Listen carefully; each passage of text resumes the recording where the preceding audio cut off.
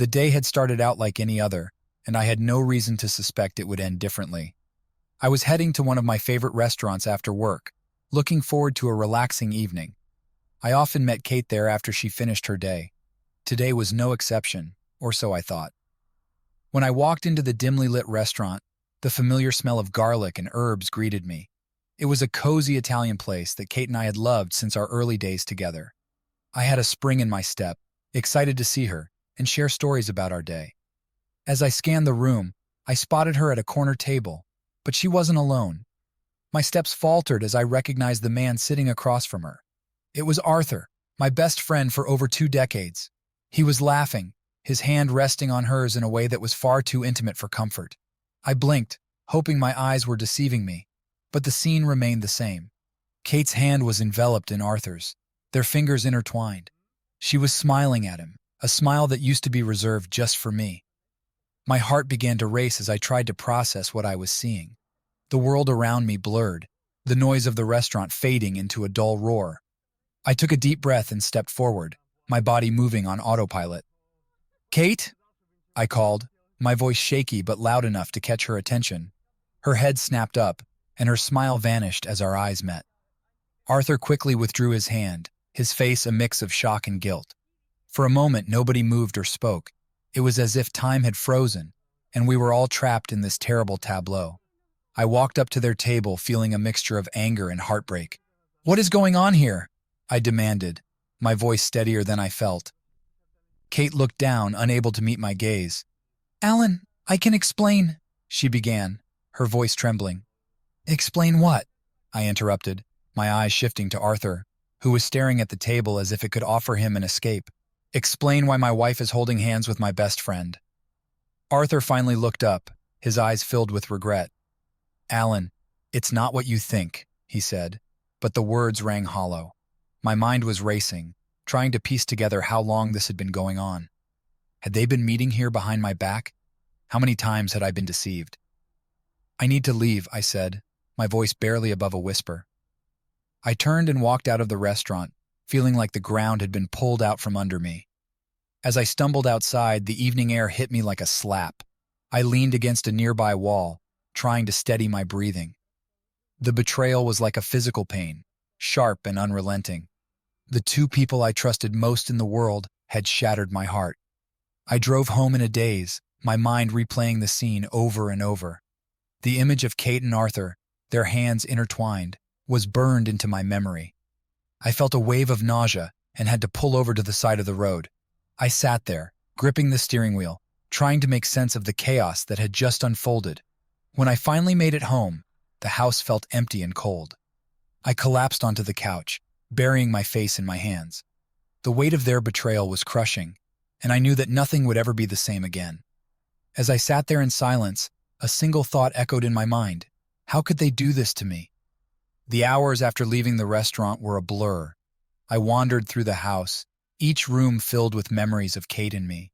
The photos on the walls, the souvenirs from our trips, even the old couch where we used to sit and talk for hours. All of it now seemed tainted by her betrayal. I collapsed onto the couch, my mind replaying the scene at the restaurant over and over. Arthur, the man I had considered my brother, holding hands with Kate. I felt a deep, gnawing pain in my chest, a mixture of anger, sadness, and disbelief. How could they do this to me? The shock was overwhelming. Arthur and I had shared everything. Our dreams, our fears, our triumphs, and our failures.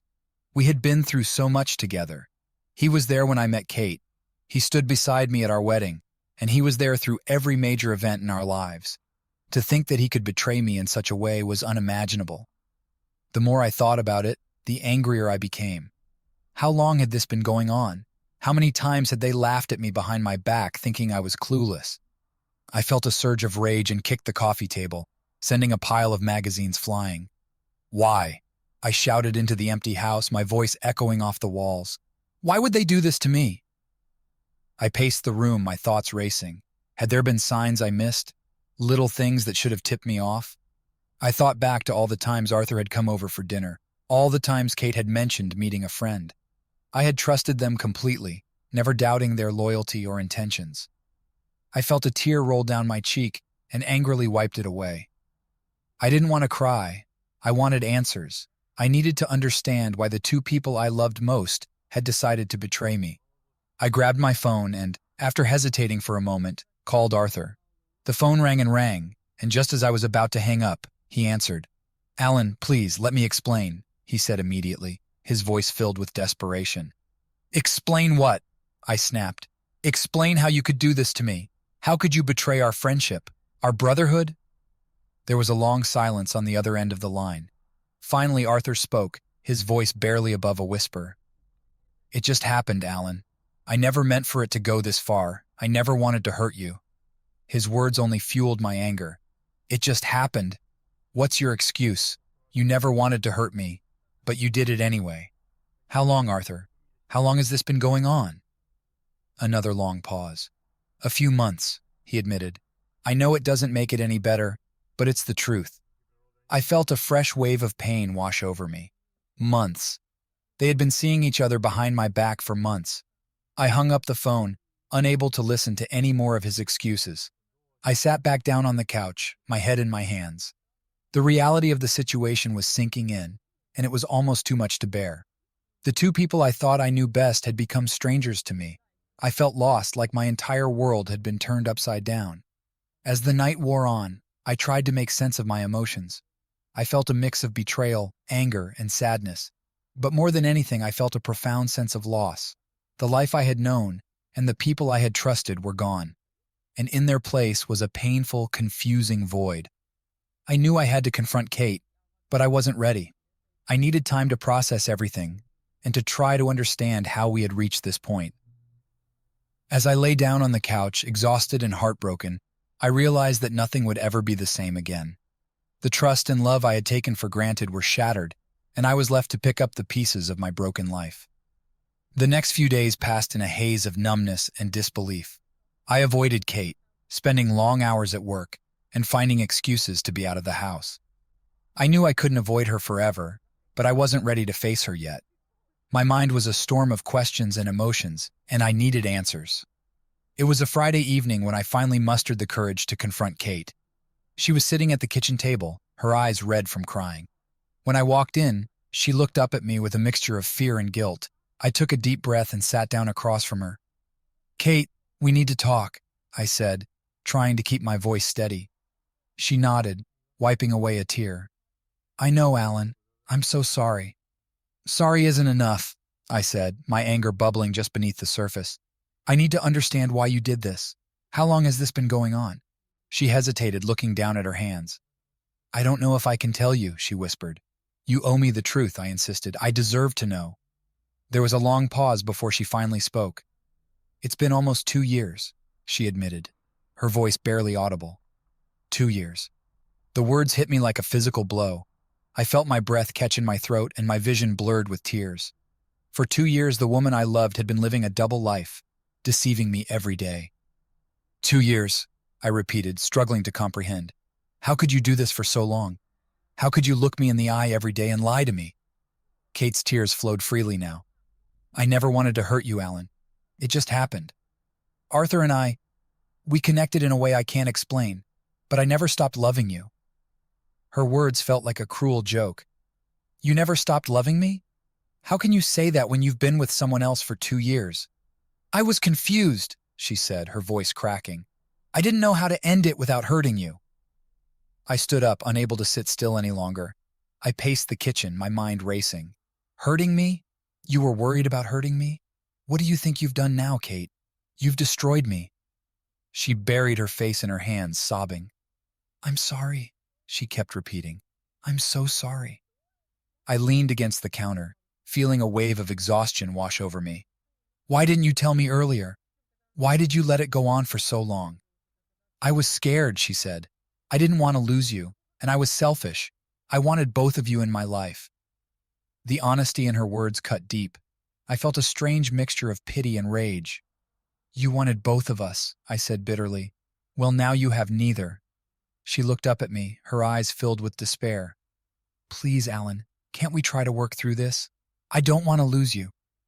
I shook my head, feeling a sense of finality. "I don't know if I can ever trust you again, Kate. 2 years of lies? It's too much."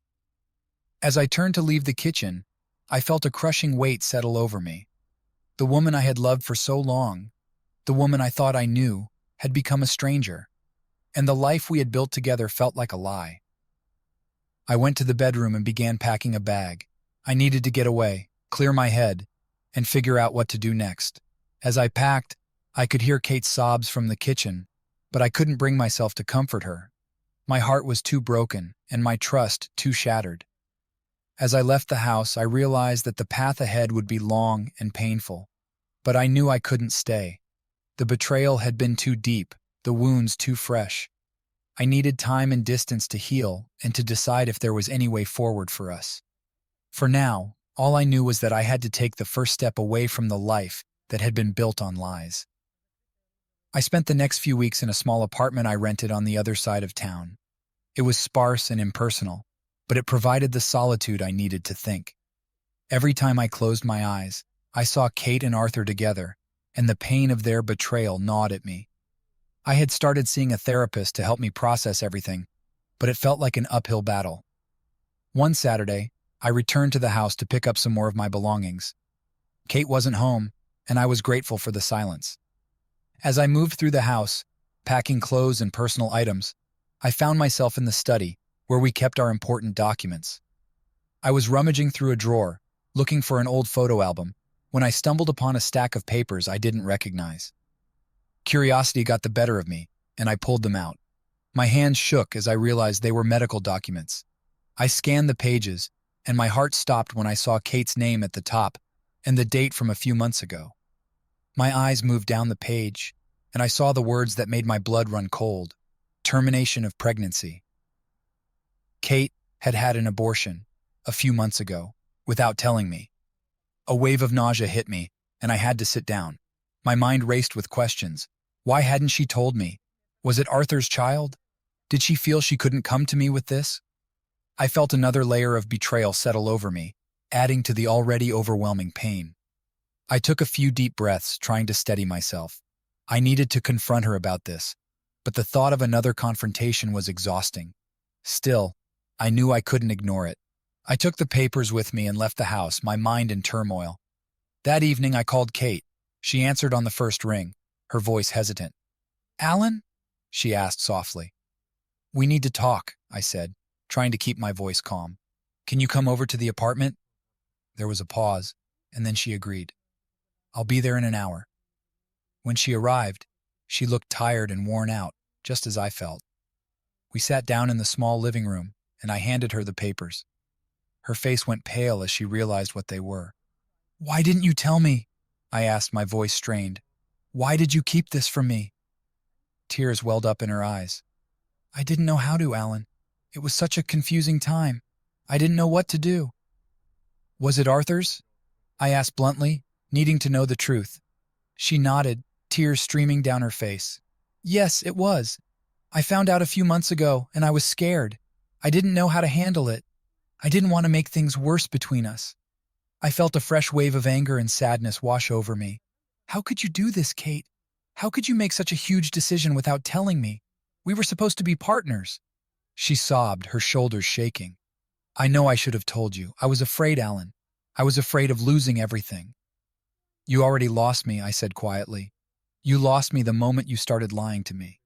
We sat in silence for a long time, the weight of everything between us almost too much to bear. Finally, she spoke again, her voice barely above a whisper. "I am so sorry, Alan. I never wanted to hurt you." "I know," I said, my own voice filled with pain. "But you did, and I don't know if I can ever forgive you." As she left the apartment, I felt a strange sense of finality. The truth had come out, and it was more devastating than I could have imagined. I knew the road ahead would be difficult, but I also knew I needed to keep moving forward. The past was too painful to dwell on, and the only way to heal was to keep taking one step at a time. The following days were a whirlwind of emotions. I struggled to come to terms with the latest revelation about Kate's abortion and its implications. The betrayal had deepened, and I felt like I was drowning in a sea of confusion and pain. I knew I had to confront Arthur, to let him know the full extent of the damage he had caused. It was a Friday evening when I decided to call him. I couldn't bear to see him face to face, so I opted for the phone call instead. My hands trembled as I dialed his number, and I felt a knot in my stomach as I waited for him to answer. "Alan," Arthur's voice came through the line, hesitant and strained.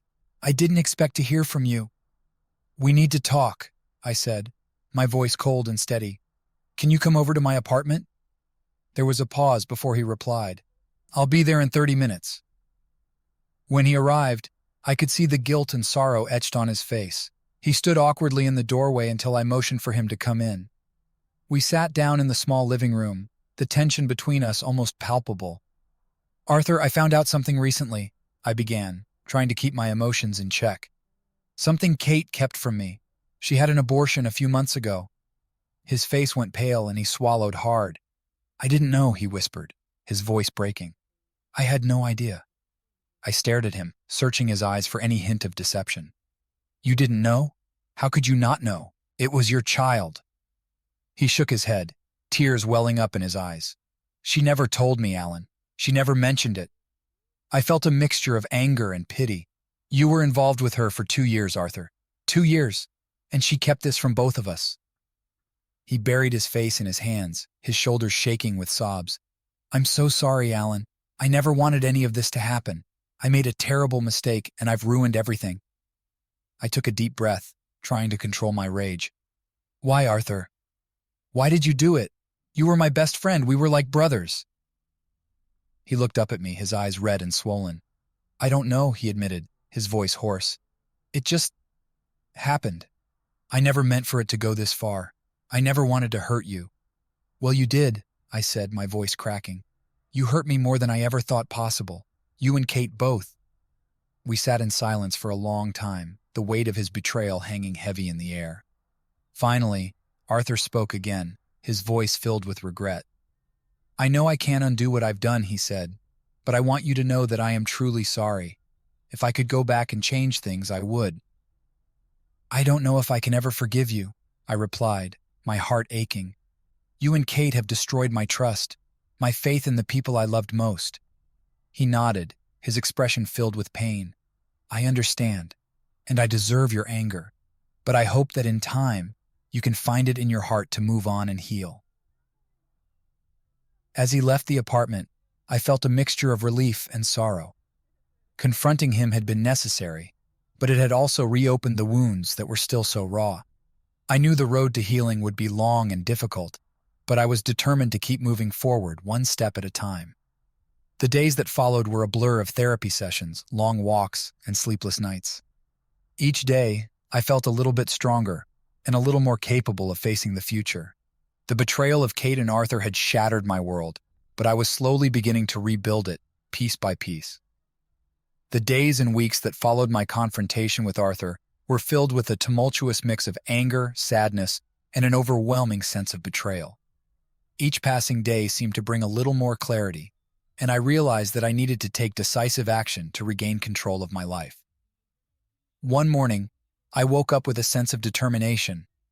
I couldn't continue living in limbo, haunted by the past. I needed to move forward, and the first step in that process was ending my marriage with Kate. It was a painful decision, but it was the only way to begin healing. I called my lawyer and scheduled a meeting. Sitting in his office, surrounded by the sterile, clinical atmosphere, made the gravity of the situation hit home. My lawyer, a seasoned professional named Mark, listened patiently as I recounted the events that had led me to this point.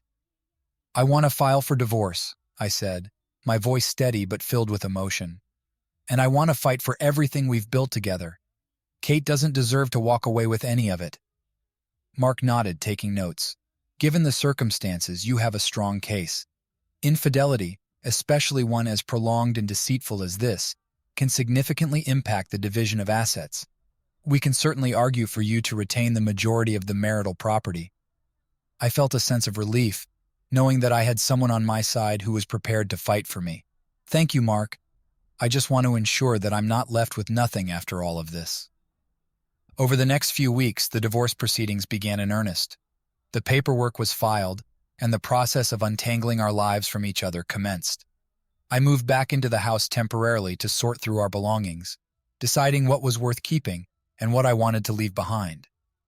One evening, as I was packing up my things, Kate came home. She looked tired and worn, the weight of our situation evident in her eyes. She approached me cautiously, as if afraid of triggering my anger. "Alan," she said softly, "can we talk?" I looked up from the box I was packing, feeling a mixture of resentment and pity. "What is there to talk about, Kate? We're getting divorced. There's nothing left to say." She sighed, tears welling up in her eyes. "I know I've hurt you, and I know I can't undo the past, but I want to find a way to make this as amicable as possible, for both of our sakes." "Amicable?" I repeated, incredulous. "After everything that's happened, you want this to be amicable? You and Arthur lied to me, cheated on me, and destroyed our marriage. How do you expect me to be amicable about that?" "I don't expect you to forgive me," she said, her voice trembling. "But I hope we can at least come to an agreement about the house and our assets without dragging it out in court." I took a deep breath, trying to contain my frustration. "Kate, I'm not trying to be cruel, but you need to understand that what you did has consequences. I'm not willing to walk away and let you have half of everything we've worked for. You made your choice, and now you have to live with the outcome." She nodded, tears streaming down her face. "I understand, and I'm prepared to accept whatever the court decides." As the weeks went by, the legal process continued. Depositions were taken, financial documents were reviewed, and negotiations ensued. I was determined to fight for what was fair, and Mark assured me that we had a strong case. Eventually, we reached a settlement. The house would remain mine, as would the majority of our savings and investments. Kate would receive a smaller portion, enough to help her start over, but not enough to feel like she had gained from her betrayal. The day the divorce was finalized, I felt a strange mixture of sadness and relief. It was the end of an era, the closing of a chapter that had defined much of my life. But it was also the beginning of something new, a chance to rebuild and find a path forward. As I walked out of the courthouse, I took a deep breath and looked up at the sky. The future was uncertain, but for the first time in a long while, I felt a glimmer of hope. I had taken the first step toward reclaiming my life, and now it was up to me to decide what came next. After the divorce was finalized, a sense of finality settled over me. The house, once a sanctuary of shared dreams and memories, now felt like an empty shell. It was time to move forward, to let go of the past, and start over. I decided to sell the house. It held too many memories, both good and bad, and I needed a fresh start. I contacted a real estate agent and began the process of putting it on the market. As I packed up the last of my belongings, I felt a mixture of sadness and anticipation. This was the end of one chapter and the beginning of another. With the money from the sale, I found a new place, an apartment in a different part of town. It was smaller and more modest, but it felt right. It was a blank slate, a place where I could create new memories and begin to heal. I threw myself into setting up my new home, focusing on the small details that made it feel like mine. I picked out new furniture, decorated the walls with art that spoke to me, and filled the space with plants and books. It was therapeutic, giving me a sense of control and purpose. One evening, as I was arranging my books on the shelves, my phone buzzed. It was a message from an old college friend, Mike. We hadn't spoken in years, but he had heard about my divorce and reached out to see how I was doing. "Hey, Alan, heard about what happened. Just wanted to check in and see how you're holding up. Let's grab a drink sometime and catch up." I stared at the message for a moment, then smiled. It was time to reconnect with the people who mattered, rebuild my social circle, and find support in friends who truly cared. I replied, setting up a time to meet. The following Friday, I met Mike at a local bar. We spent hours catching up, reminiscing about old times, and sharing what had happened in our lives since college. It felt good to laugh again, to talk about things other than the betrayal and the divorce.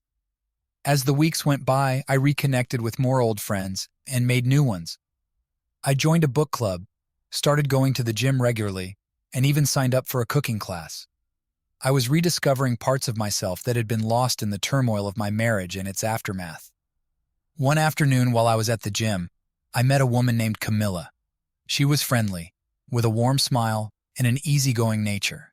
We struck up a conversation and discovered we had a lot in common. She had also gone through a difficult breakup and was in the process of rebuilding her life. We started hanging out more, grabbing coffee after workouts, and attending the same cooking class. There was an unspoken understanding between us, a shared sense of starting over. Camilla became a good friend, someone I could talk to about anything without feeling judged. As the months passed, I found myself healing. The pain of Kate's betrayal and the anger towards Arthur began to fade. I realized that I couldn't change the past, but I could control how I responded to it. I chose to focus on the future, to embrace the opportunities that lay ahead. One day, Camilla and I were sitting in a park, enjoying the warm sunshine. She turned to me and smiled. "You know, Alan, I think we've both come a long way. It's amazing how resilient we are." I nodded, feeling a sense of gratitude. "Yeah, it is. And I think we've helped each other a lot. I'm really glad we met." She looked at me thoughtfully. "Me too. Maybe this is a new beginning for both of us." As I sat there, I realized that she was right. This was a new beginning. I had gone through hell, but I had come out the other side stronger and more determined than ever.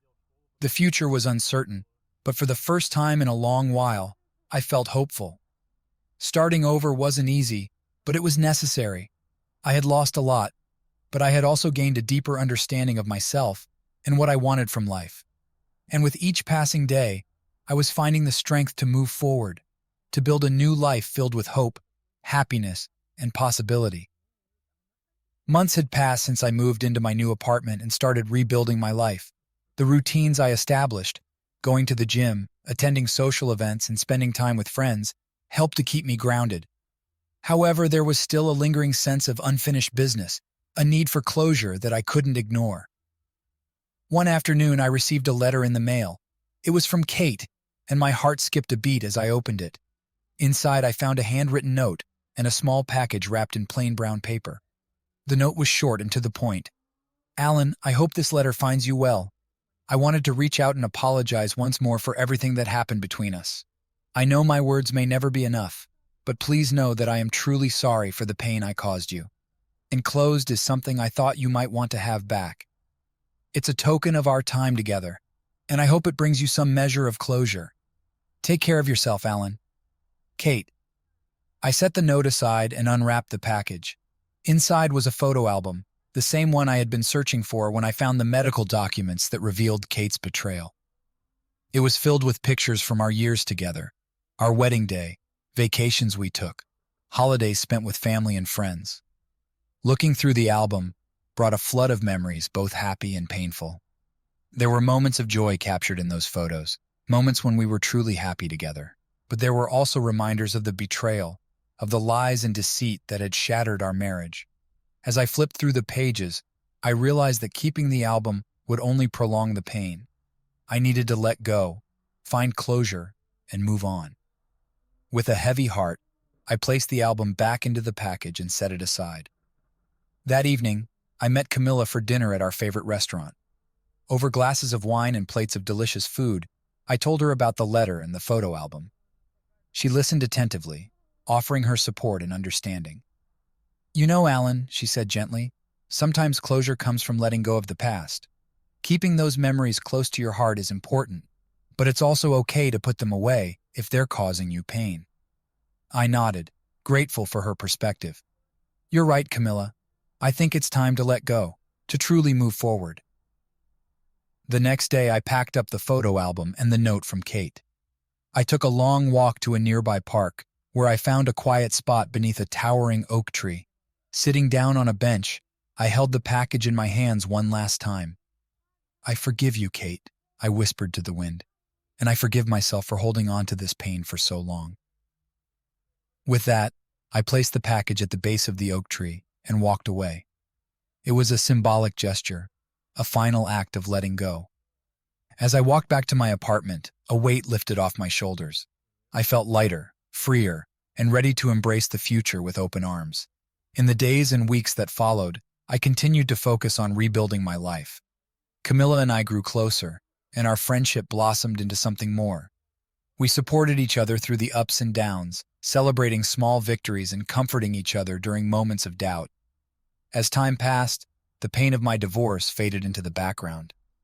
I had found closure, not through anger or bitterness, but through acceptance and forgiveness. Kate and Arthur were no longer a constant presence in my thoughts. Instead, I focused on the present moment and the possibilities that lay ahead.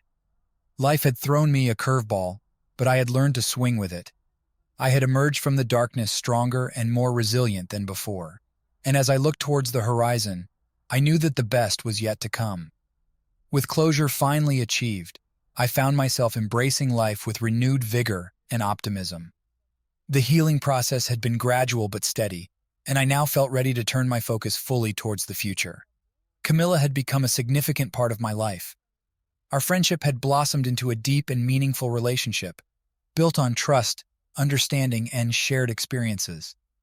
We spent weekends exploring new places, trying new restaurants, and enjoying each other's company. One sunny Saturday morning, Camilla and I decided to go for a hike in a nearby nature reserve.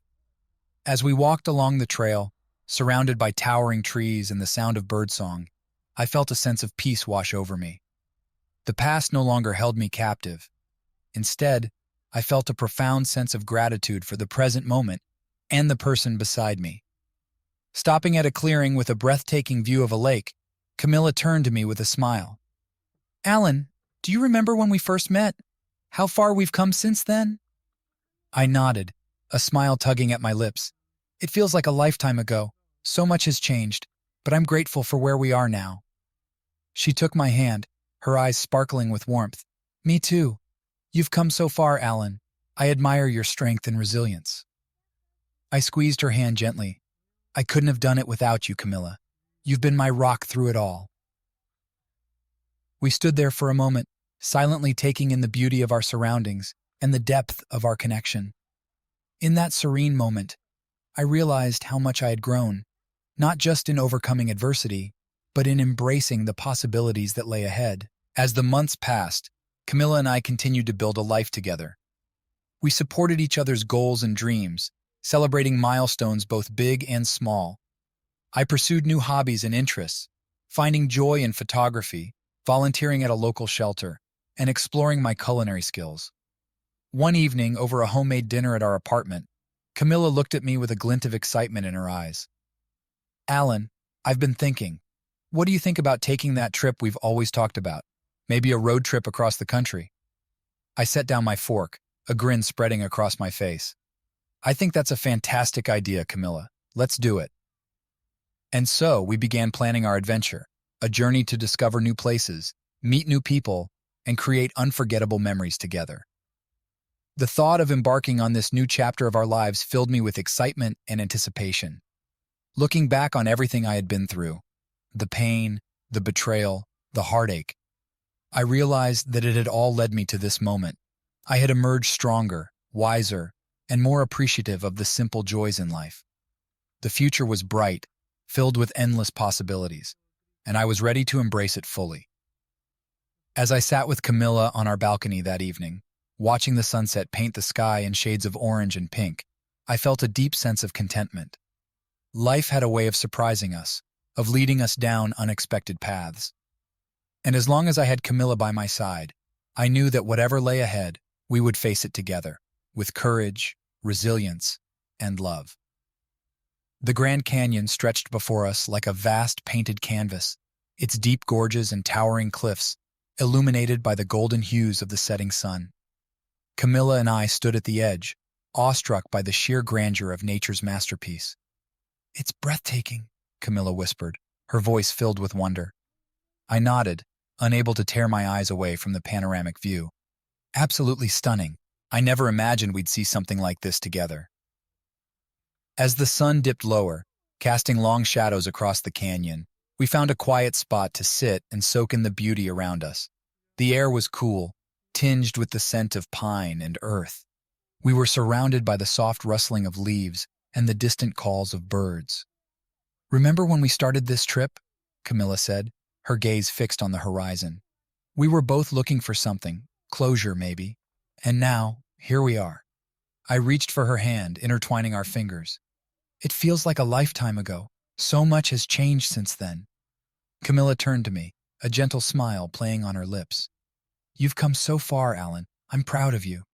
Her words warmed my heart. "And I couldn't have done it without you, Camilla. You've been my rock." We sat in comfortable silence for a while, watching the colors in the sky deepen from gold to fiery orange and soft pink. The moment felt surreal, as if time had slowed down just for us. As darkness settled over the canyon, we reluctantly stood up to leave. The stars began to twinkle in the darkening sky, casting a magical glow over the landscape. Back in the car as we drove back to our cozy cabin for the night, Camilla turned to me with a mischievous glint in her eye. "You know, Alan, there's something I've been meaning to ask you." I glanced at her, curious. "What is it?" She reached into her bag and pulled out a small box, handing it to me with a playful smile. Inside was a delicate ring, shimmering in the soft glow of the car's interior lights. "Alan," she began, her voice steady but filled with emotion, "I want to spend the rest of my life with you. Will you marry me?" My heart skipped a beat as I looked into her eyes, overwhelmed with love and gratitude. "Yes, Camilla. Yes, 1,000 times yes." Tears welled up in her eyes as I slipped the ring onto her finger. We laughed and embraced, the joy of our shared future filling the car with warmth and light. In the years that followed, Camilla and I built a life together filled with love, laughter, and shared dreams. We celebrated milestones, anniversaries, career achievements, and the joy of starting a family.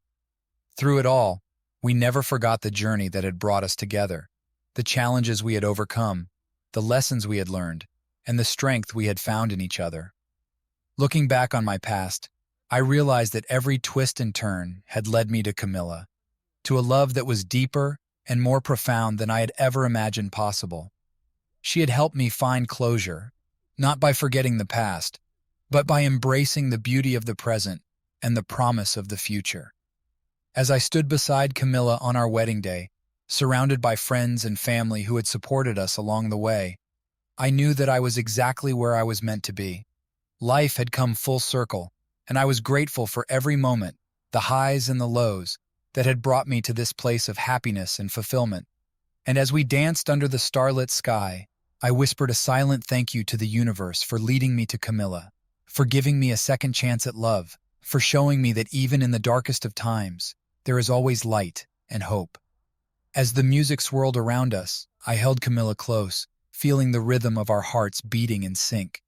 At that moment, I realized how far I had come from the shattered pieces of my past. I never thought I would feel this happy again, this complete. "I love you," Camilla whispered, her voice a gentle melody in my ear. "I love you too," I replied, my voice thick with emotion. I never imagined I could be this happy.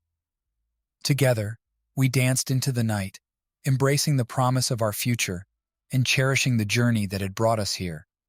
Life had a way of surprising us, of leading us down unexpected paths, and as long as I had Camilla by my side, I knew that whatever lay ahead, we would face it together, with courage, resilience, and a love that had weathered the storms and emerged stronger than ever before.